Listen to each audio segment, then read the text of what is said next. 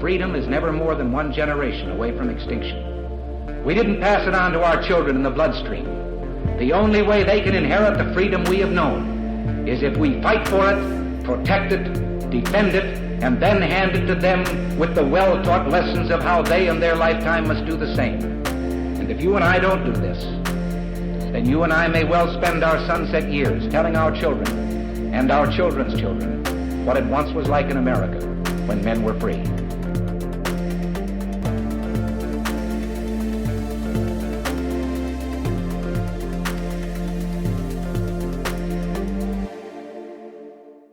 Hey everybody, welcome to episode number 397 of Gun Freedom Radio, where we engage, we educate, and we inform.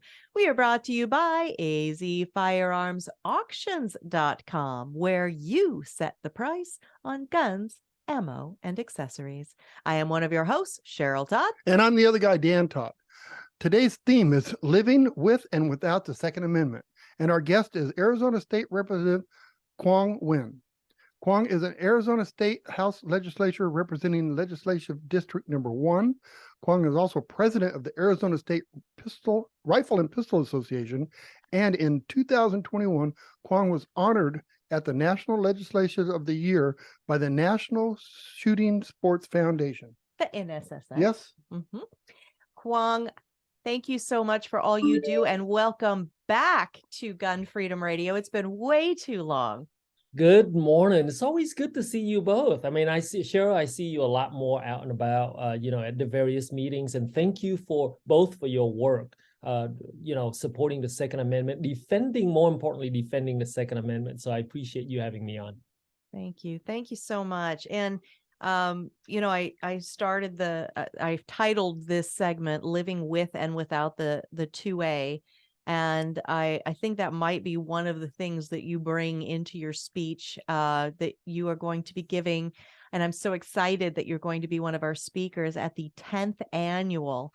10 years we've been doing this. Celebrate and Protect the Second Amendment rally event. That's going to be on Saturday, February 18th, 2023 at the Arizona State Capitol in Wesley Bolin Park. And, when I asked you for a quote, to help promote that event, you said, "I live to defend the Second Amendment because I have lived without the Second Amendment." Talk to us about that.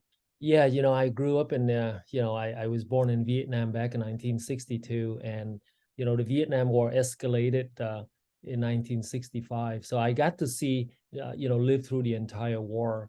And I have to tell you, I never did know what it was like not having the Second Amendment, because I was a kid growing up. I didn't even know the existence of the Second Amendment.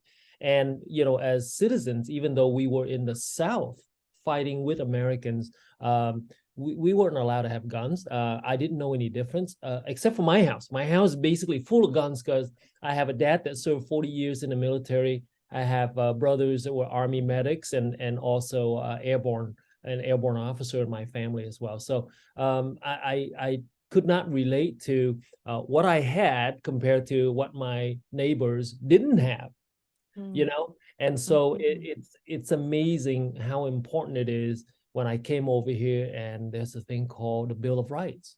Yeah. It's amazing. It's just 10 little items on there.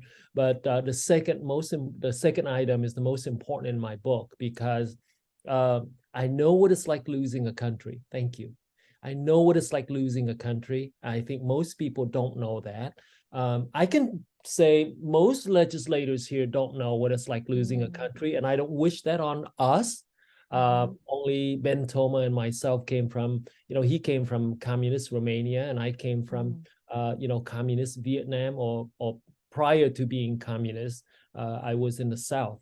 So it's that important to me. And I always ask the question, why is it in the second place, right? It's important enough to be fighting between first and second place on the Bill of Rights. And so we really can't take our eyes off the ball. I mean, that's how I legislate down here. Absolutely. And we're so fortunate to have you as one of our state representatives.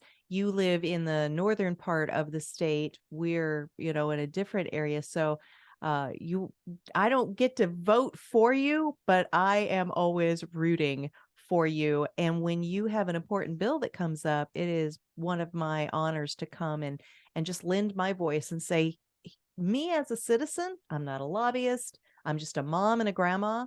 And here is how this bill is going to impact me as a human being in the state of Arizona. And I love when you and Dan show up at committees, because you're not a registered lobbyist. You're speaking for yourself. You represent AZCDL as a member. And so I think it's more important for citizens to show up, to show support for the Second Amendment. And by the way, articles after articles, they're talking about, I want to expand the Second Amendment. No, the Second Amendment is real short. There's no expanding it. What I'm trying to do is reclaim our losses. Reclaim from all the infringements that has been posed upon the Second Amendment. I'm trying to grab those back. I'm not trying to expand it. And so people need to get that straight. I'm not doing anything weird. I am an American. I am a constitutionalist, and I just want to recover some of the losses. We sure have gave away a lot of our freedom, haven't we? We have, and if you look at Arizona these days, we have a divided government. Prior to this interview, we chatted. These gun bills that I'm proposing aren't ever going to be signed by Governor Hobbs. That's just the reality of it. But that doesn't mean I get to close my door, put my feet up, and kick back. I'm not. I didn't become, involved in the Second Amendment and becoming a state association president, and then just kick back and let people continue to infringe on our rights. Quang, I look at it this way: you keep pushing those bills through to protect our rights, and if she says no to them, then let the public know. Absolutely. And these are, basically after my, the next 2 years, we're going to find out what kind of a governor she is. And I understand she's got to play to her base as well. Obviously there's a difference in ideology, but I don't want to see anybody saying that on the other side, saying that they're constitutionalists as well. No, they're not. If you're a constitutionalist, you respect everything in that book you just showed me. Boom. Oh, you don't. There. Yeah. And, you don't but isn't this partial? Isn't there like only if it's convenient or all this kind of stuff in that thing? Right. No, and everybody takes an oath. Every single elected official takes an oath to protect and preserve this. And, we talk about the Second Amendment a lot, and that is in our founding federal documents. But here in the state of Arizona, we have our own constitution, and it is Article 2, Section 26. And it's basically verbatim, what is in our federal document. But there's even, instead of shall not be infringed, it's worded as shall not be impaired. So anything that even, tries to make it something that it's not, our Constitution protects that. And I think every way that we can bring that forward and call that out and call out people that aren't living out their oath, I think that's only a good thing. Right. And one of the things, and people say, when I first ran for office, they say, well, Quang is a single issue guy. And if you look at my last 2 years, I have religious freedom bills, I have patient rights bills, I have Second Amendment bills, I have education bills. I can cover a lot of things. But one of the things that I refuse to take my eyes off of is the Second Amendment. Because at the end of the day, when you experience what it's like losing a nation and you have to get on that C-130, 5 or 6 days before the fall of Saigon, and you fly out, that feeling and those images don't ever leave you. And so, I don't care what people do. I mean, there's so many shiny objects lately in the last, since the election. And I'm not calling them shiny objects to minimize the importance of election integrity and so on. But I got to tell you, you can have a Democrat governor, a Democrat president, but if you lose your Second Amendment, Yeah. That's when stuff hits the fan. And I don't want what did you call that? A single what? Your single item? Single a issue. single issue Well, legislator. but Quang, you are a single issue guy because Yes, sir. it's the Constitution. That's one single thing, right? It's Right. there. I love it. So you are, I know you say that and like it's it's a bad great. thing. No, it's great. So, we're talking about, you are an elected Republican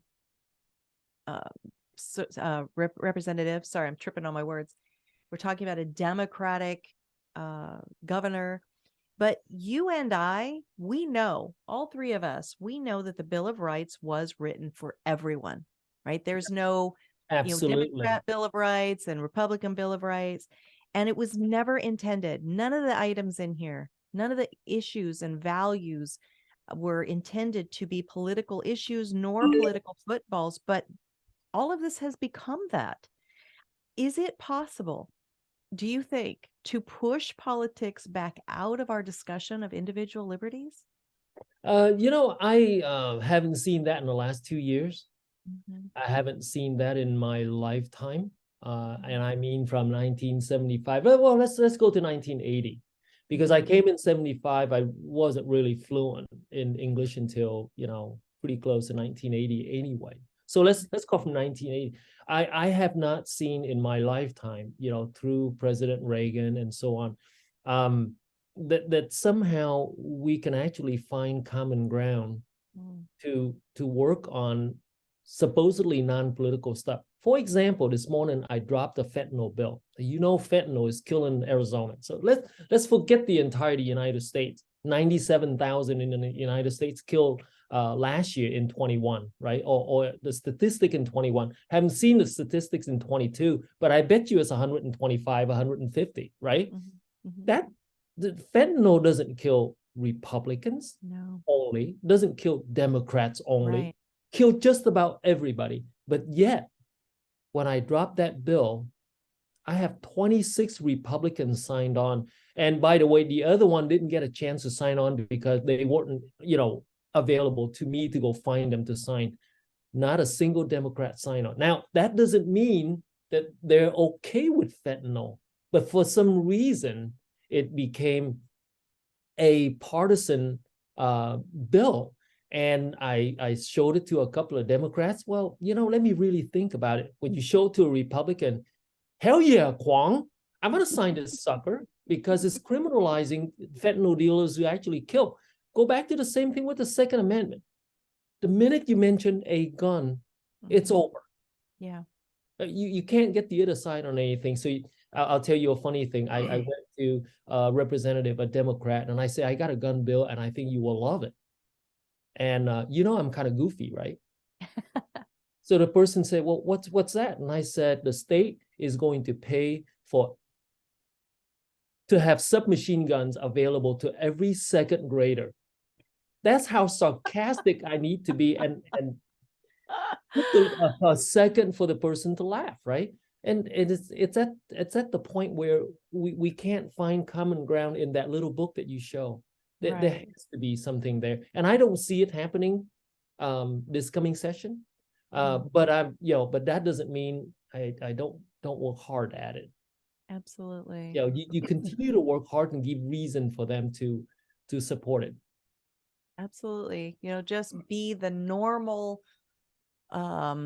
responsible moms and dads, grandparents, citizens that we are, to help, kind of reduce the bigotry from the other side towards us that is rooted in ridiculous things. Like if you say you want a safety bill, that, you want kids to learn how to safely interact with a particular tool, happen to be called a gun, then they think that you're trying to, hand out submachine guns at trick-or-treat time or something. It's craziness. Well, Quang, what I like to ask is, like, when you see another, whether a Republican or a Democrat, try to introduce a bill that is against the Constitution, do you ever just ask them, do you feel this is against our Constitution, but yet you swore to the Constitution?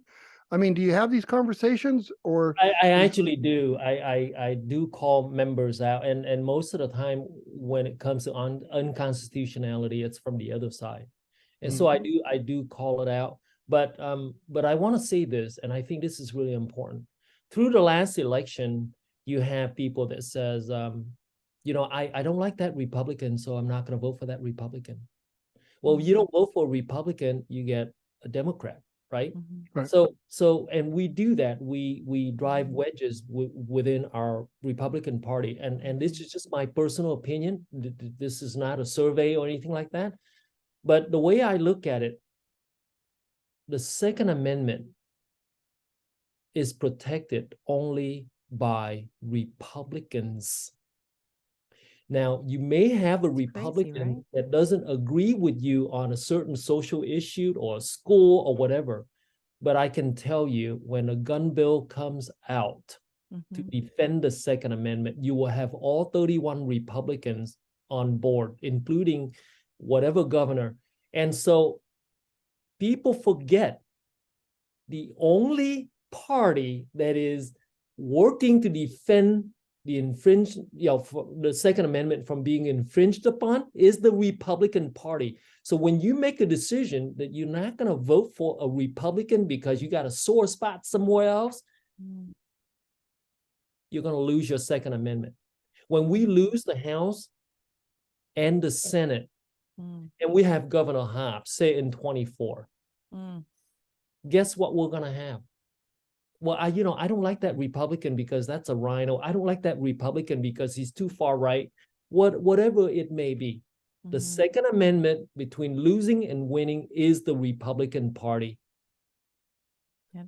I can't say it any other way. Right. It has become that.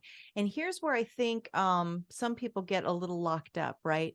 So we are talking about, party platforms and people with, big platforms they thrive on the division, right? So when we say the Democrats, we are not talking about your neighbors, right? I have neighbors who are, they identify as Democrats and they have very liberal leaning policies in a lot of ways, but they value the Second Amendment. So if we allow that division at the top to start making its way all the way down to our personal relationships, then the wrong people are winning in that scenario. And to the point that at the rally that you're going to come speak at, one of our speakers is the president of a thing called the Liberal Gun Club here in Arizona. Like, what? How do those two things go together? Right? Yeah. But it's important because if we have people out there that they identify in their personal life as liberal and Democrat, they are going to have a much stronger voice when they go and talk to their elected official than I ever would. They're going to say, oh, Cheryl's a registered Republican. I don't even care what she says. Oh, this is a registered Democrat that's telling me that I need to back off of this, anti-gun bill or support this pro-gun bill. That's maybe where we can have a few more inroads, is keeping those conversations open among our friends. So let me I didn't mean to interrupt you, but no, you're good. You really think about it. These Democrats that are owning guns and shooting, and I know a few of them, they just don't make it into the legislature. They just don't. Okay. And so once they make it into the legislature, they want to be reelected. And the only way for them to get reelected is continue to play to the base, even though they love shooting, right? They can't talk about it. So here's an example. You run into a Democrat, a legislator here. Oh, I shoot, but I can't support your bill. Right. I shoot, but I can't support your gun bill. Here's the opposing side, the Republican side. I don't shoot, but I respect and support the Second Amendment. See the difference? They shoot, but they won't support the bill. And Republicans said, I don't shoot. I'm afraid of guns, but I support the Second Amendment. You see the difference? Yeah. Of how we think. And so I don't go to bed early, and I think all day, all night long about the various things that I need to get done and how people think.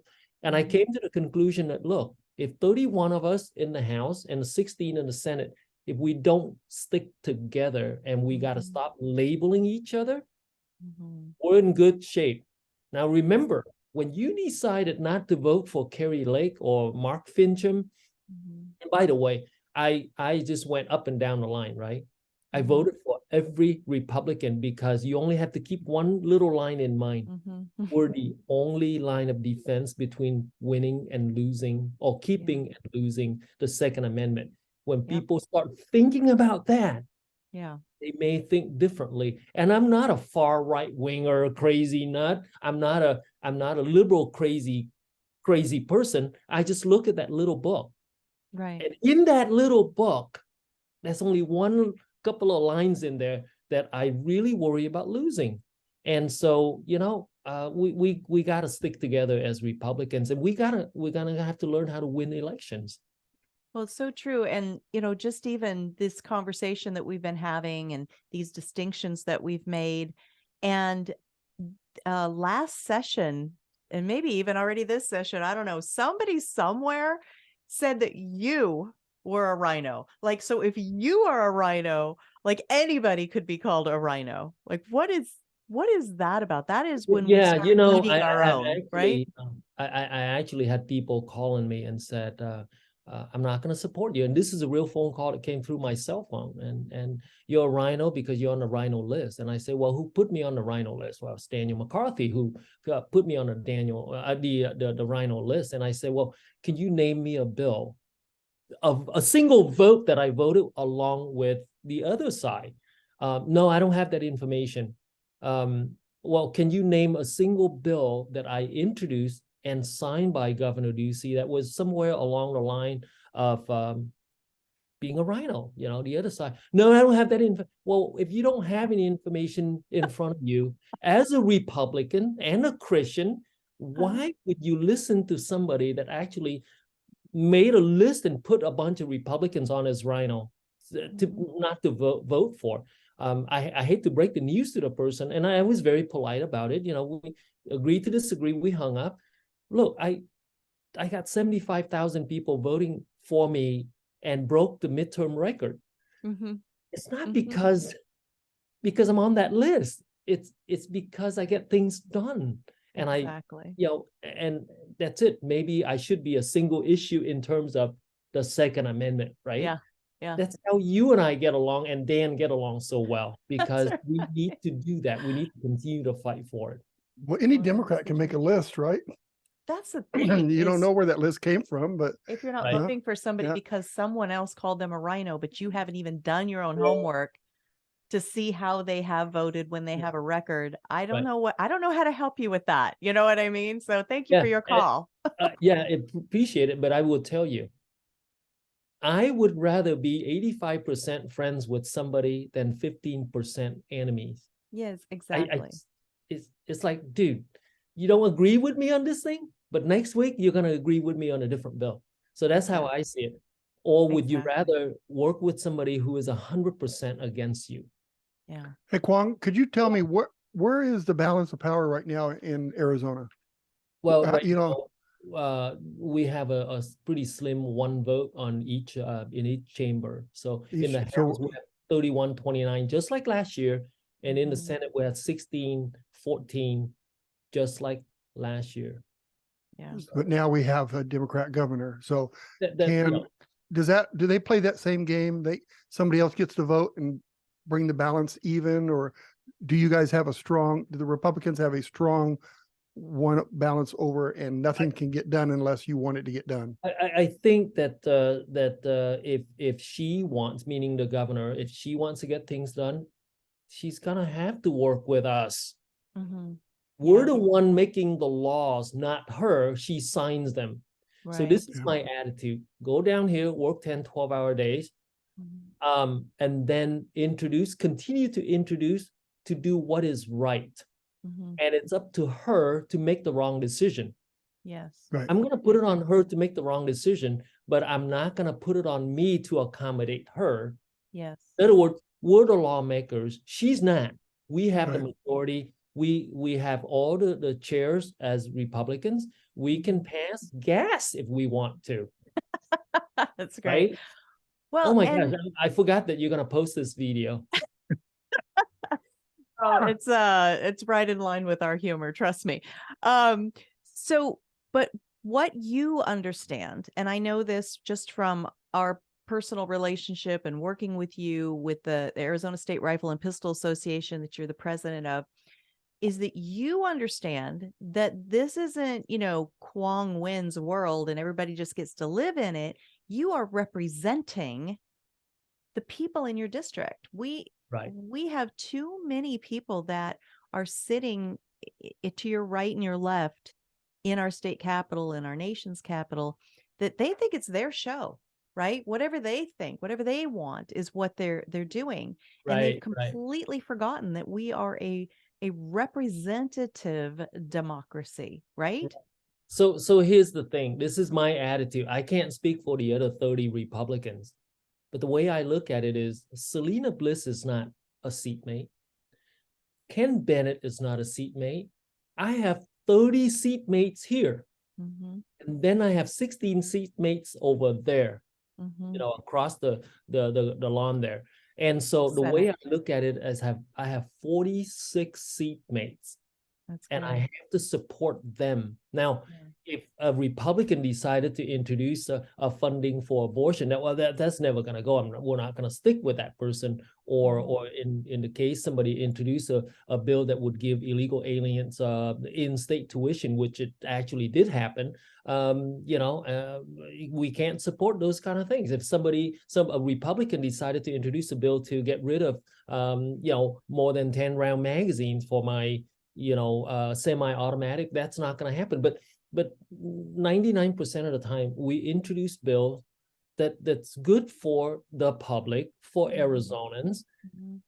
Yep. The way I look at it is not my world. I'm just down here to try to make life a little better for Arizonans, whether it's reducing tax. One of the bills we heard yesterday from David Livingston was to cut the corporate tax rate down to 2.5 from 4.9. I think that's only going to bring more companies in. It may even bring some more gun manufacturers here. What do you think of that? Yeah. That would be phenomenal, honestly. Well, the less taxes that we have, and we're business people, the less taxes that we have, the more we can put out to grow, hire, all these other things. So less taxes is better in my book.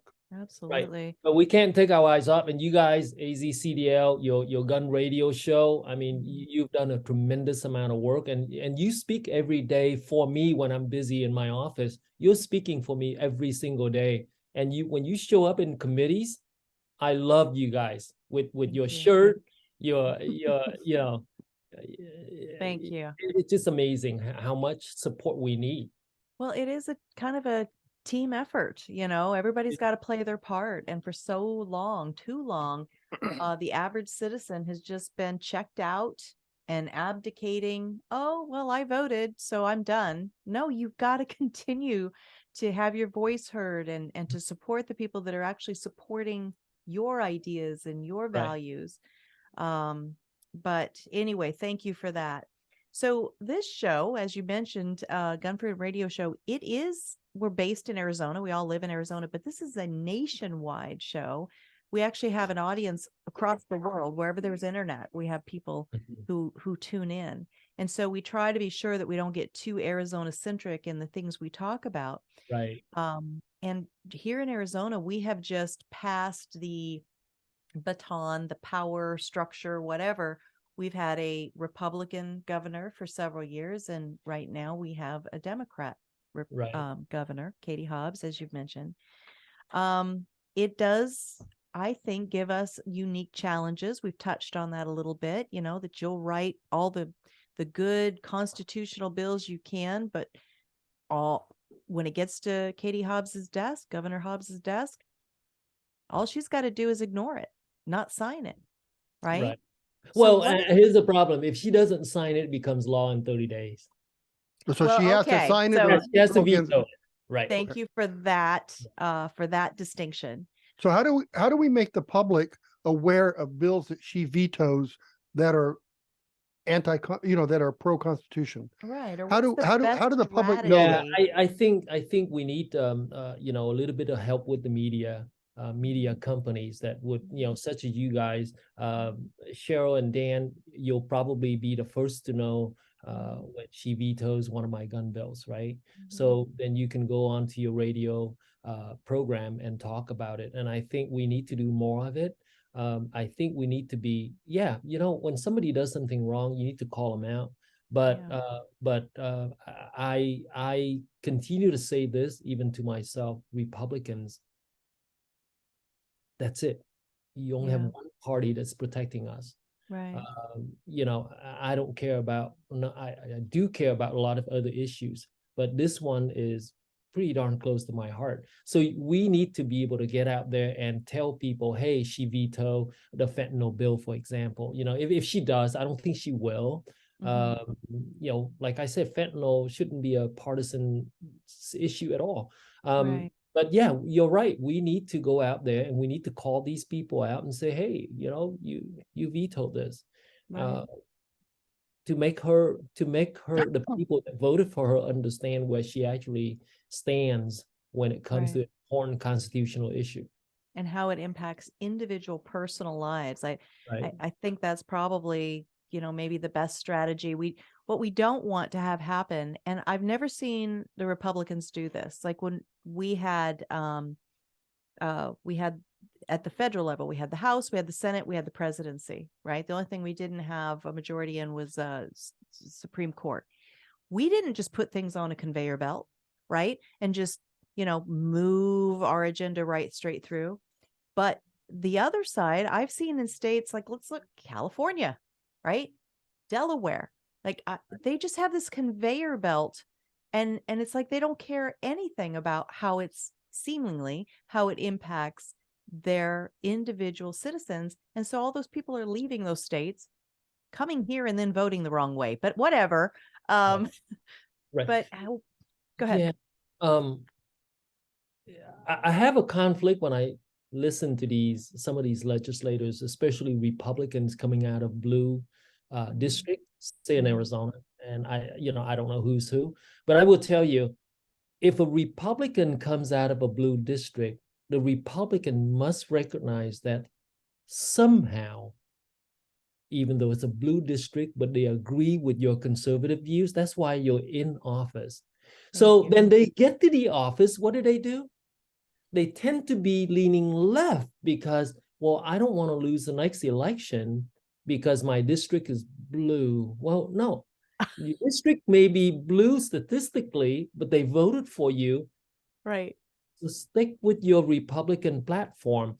And the way I look at it, I'm a simple guy. Look, if I get unelected, man, I'm okay. Right. Life goes on. I deserve to hold my office, right, Dan? Yep. I didn't deserve to hold my office. And so I get unelected, accepted. But what is the cost of doing the wrong thing compared to what the cost of doing the right thing? Absolutely. You're working for us, and you need to represent us. Right. And if you're not representing us, then you need to go.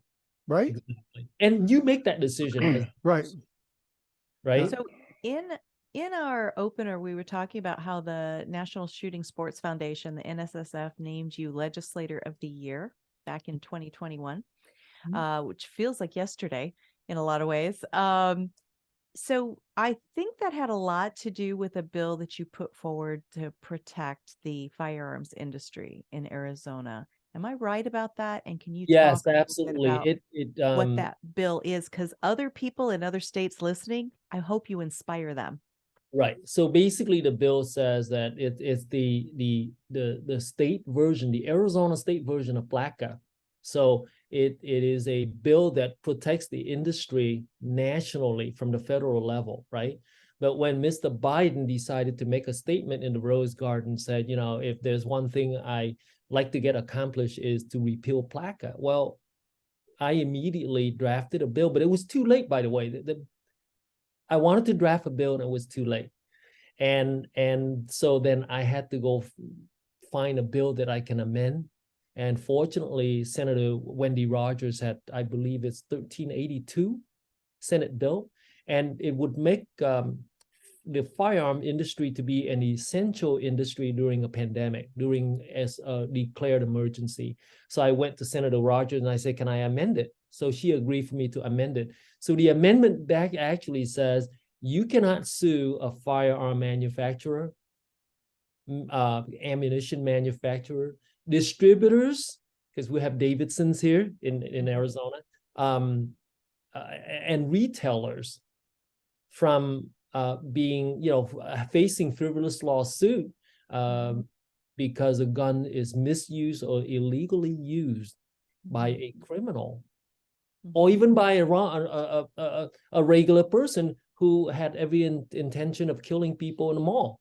So we're not going to sue those things. And amazingly, I was told that, hey, Quang, it's never going to be in your name because it's an amendment. I said, I don't care if it's in my name or not. I want it done right away. And sure enough, after that was done, Mexico sued us. Some California people decided to sue us or the gun companies. And so we're protected. I believe, if I'm not mistaken, we may be the only state in the nation that had that protection. That is such a stupid and bad law that if you can sue a company that makes something for misuse, not because it was defective, because of misuse. If that's the case, then why not cars? Why not hammers? Why not saws? All these other things. I mean, right. To me, And by the way, Dan and Cheryl, there is a provision in there that says you can still be sued if the product is defective. Right. So if a gun blows up in your hand, because of XYZ, no, they're not free of liability. Right. What I'm saying is that you can't, if it's a criminal using your product, whether it's a hammer or a chainsaw, pressure cooker, there you go. You can't go and sue people on that. So I'm very happy, and the NSSF recognized that and made me legislator nationwide. So I was, as a freshman with big eyes and staring at headlights and drinking from a fire hose, I was really super surprised. Do you know how hard that is to get? They are a national organization that recognized you for what you did. Yeah. That is amazing. Freshman. I mean, congratulations. Thank you so much. And I have the advantage over many of the legislators is that I've been so close to the issue for so many years. Yeah. And now you have Selena Bliss, right? Yes. She's also on the board of ASRP, yes. ASRPA. And she is really easy to work with. Such a good legislator. I think she's going to be excellent. Yeah, and she's phenomenal. Be right behind every gun bill. Yeah. So we have, I think it was you I was talking to the other day, talking about the balance of how many brand new legislators we have here in the state of Arizona. Was that you? And it was something like 60. Yeah, well, in the House, I think, including Democrats and Republicans, is like 41 new legislators. That's what I was thinking. It's pretty crazy, and we have a large turnover. Some of our legislators either termed out or moved on to the Senate. I have a really few great guys that moved on to the Senate, so I'm glad they're over there now. And then we lost some to the election, and so we gotta thank God we still have 31. And I no doubt. Think what it'd be like. You and I probably shouldn't be on this show if we lost the majority, because the language would be totally different. So yeah, and to be also a chairman of judiciary, most of these gun bills will be through my committee.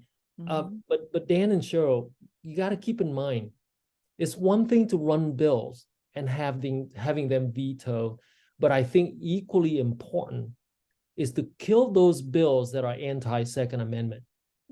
If they Yes. come through my desk and they have any form of infringement, Yes. or not, Yeah. I am going to make sure that I have the ability to shred them, and I don't have any room for infringement on my Second Amendment, on my ability to keep and bear arms to protect myself and my family. And by the way, just so you know, everybody knows, I'm armed every single day. Absolutely. Why shouldn't you be? You're a responsible citizen. I'm right? not kidding, right? I do that. Exactly. I don't know how many crazy people are out there Exactly. looking for people like me. I'm not paranoid. I'm just saying I have the right to be armed. I have a CCW, which I actually didn't need. Right. But it's not about just protecting me. It's protecting my colleagues, people next to me, whether they're Democrat or Republicans. It doesn't matter. Yeah. Exactly. Not paranoid, prepared. That's what I like to say. Yeah. All right. Well, fantastic. We are starting to wind down a little bit, but you being on the Judiciary Committee, and a lot of times people don't even understand the power of these committees and the importance of who is on what committees. But that is going to be part of the strategy, not to play politics, not to just, oh, well, this is a Democrat bill, so we're going to kill it. This is about protecting lives. Right. So one of the reasons why I like this committee, because I was on it for 2 years. I didn't know much about it. I thought you have to be a lawyer to be in the Judiciary Committee, and apparently most people thought so as well. I got there and I realized that, we need a common voice, somebody that, look, it could be a landscaper, like landscaping design like myself, or somebody that works in a trucking industry. We need that common, normal, everyday voice that says, I don't understand that. Whereas lawyers think differently, and there's nothing wrong with lawyers. They just think in the real technical way of thinking. I like making permanent policies. Yeah. I like to know that I can always use that little book that Dan showed us to make my decision. This little guy. Right? That little guy. And so it's being a chair is an extension of leadership and an extension of the Republican Party, the Republican voice. Put you in as a chair, you have the responsibility of reading the bills, hearing a bill, passing a bill, whether it's Democrat or Republicans, and shredding a bill. Yes. You have the ability to do that. And I have staff, and I stay up, I read, and I can tell, and I go out. If it's a fentanyl bill, I have stakeholder meetings with all the law enforcement agency or the county attorneys, and we sit down and say, where are we going wrong here? What are the possibilities of us doing something wrong here down the line, say in 3 years? So I get all those things in place before I make a decision whether I want to draft a bill or hear a bill or kill a bill. Yeah, no, that's fantastic. That's what makes you so valuable in the position you're in, and that the voters of your district have entrusted in you. And Quang, I so appreciate you just as a person, as a friend, and as somebody who is speaking as our voice into this body, this House of Representatives at the state level. Thank you. And my note is this: I hope I get to come back to speak at the 2A rally for the rest of my adult life. I love it. I love that you value that, and that you, because you can see it as a community building event, right? People come together from every walk of life, every age, every religion, the liberal gun club president, we all come together with this. I want to be, the 2A should be a big giant tent. The biggest, right? Yep. Seriously, the 1A and the 2A. Real quickly too, Dan and Cheryl, I am forming, Selena Bliss and I are forming a 2A caucus here at the House of Representatives. And so the idea behind that is to inform, and this is where you need to give me input as well, to inform the other legislators of the bills that are out there hurting our Second Amendment. Mm. We want to Yes. make sure the legislators are up to date. And then the other thing is to occasionally on the weekend say, hey, guys and gals, come on out and shoot with us. Yes, absolutely. Well, that's something that the ASRPA is brilliant at. You have so many shooting events, some geared towards youngsters, juniors, right? Right. Training them up, making them safe around firearms. It's very responsible. It builds in responsibility and follow through and all those great things. Right. So, Thank you. And by the way, the Washington's birthday match coming out in February 26th. yeah, On February 26th, we're going to have between 8 and 12 legislators shooting. Oh, wow. I Nice. love Yeah. that. So bring That's your That's camera a fun out. shoot. That's a fun shoot, by the way. It's a fun shoot. We and I did it. can't We wait. did it one year and did terrible. Hey, listen, you're not going to beat those 15-year-old kids, okay? I mean, No. they got sharp eyes. Absolutely. No, it's not. And the website for that to get signed up is that asrpa.com. Yes, it is. Yes. asrpa.com. All right. Well, tell folks, other than that, how do they follow the work you do? Just go, man, it's going to be tough for me to update the website, but you can go to Quang, Quang, FOR, Arizona.com. And I'll try to do my best on the weekends to try to update us on what's happening, including, Fantastic. all issue, not just the gun issue, but all. And remember, you get to see him speak Mhm. at the rally, Yep. the Second Amendment rally, the state capitol grounds. And that's 2arallyaz.com. That's February 18th. Love it. Absolutely. Love it. Thank you so much. God Love bless you guys. Quang. Bye-bye, Love Quang. you Take care. too. We'll see you. Bye-bye. Bye. Bye-bye. You know, he went from a communist country Mm. and come here and realize his freedom. And I don't understand that, where other people come from states that they lose their freedoms, they don't like how they live, then they move to another state that has those freedoms and then vote them away. It's You know, so I don't get it. I really don't. And one of the most memorable things Quang ever said, and it was one of the speeches I saw him give at some event, is he said, there are no more rooftops for helicopters right. to land on. That's not happening anymore. The United States, we were the ones that were picking up people off of rooftops in places where there was no freedom and no respect for human life and individual liberties, and bringing them here. Where would we go? You know, he was Right? If there. the United States stops being what Right. we were designed to be, where do those of us that value those things, where do we Right. go? There is no other country. You know, he said that he can't forget that moment, the times when they were lifting those people off the buildings. And, you know, I wasn't there, but I remember it as it was yesterday, Mhm. and seeing people clinging to helicopters and falling off the helicopters because they just wanted to be free. Right. They wanted to be free. Well, all the people, and maybe not all the people storming our borders, right? Some are storming our borders because they really do mean to They do us want harm from opportunities, yeah. within, right? But they are fleeing something, running to something, and that very something, we're pulling the rug right out from under them and making it more the thing they came from. Yeah. And it's just, it is madness. The to problem me. is that we're attracting people because of free. And that's not what America's about. We didn't build America by giving away free stuff. Mhm. We built America by working hard and doing what needed to be done to get things done. And so the people that are coming here, they're not coming for that. They're not coming to work and fight for what's right. A lot of them are coming for free. We're Free giving stuff. free stuff, Free things, free not living, free freedom. medical, free everything but freedom. Yeah. Because you can't have Freedom. free and freedom. Right, You can't have it, Right. guys. right.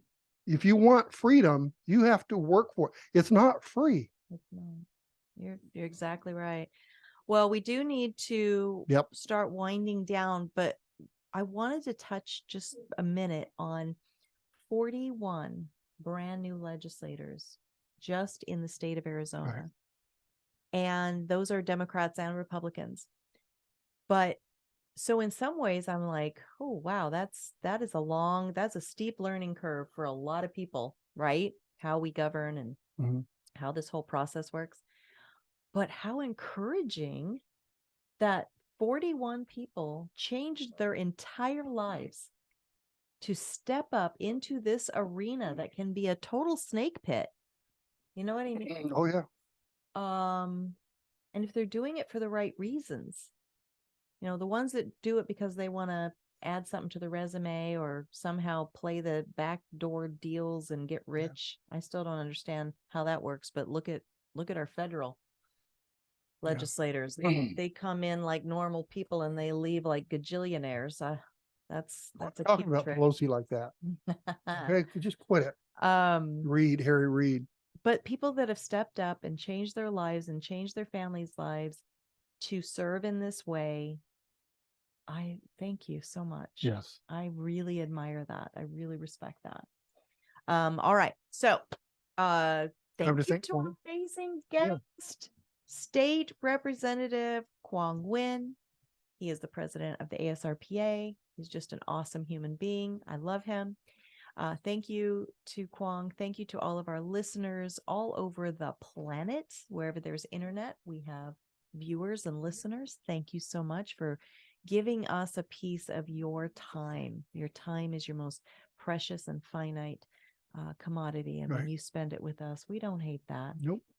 If you want to go back and watch any portion of this show, or you want to watch any of the videos we've put up, then please go to our YouTube channel while we still have one.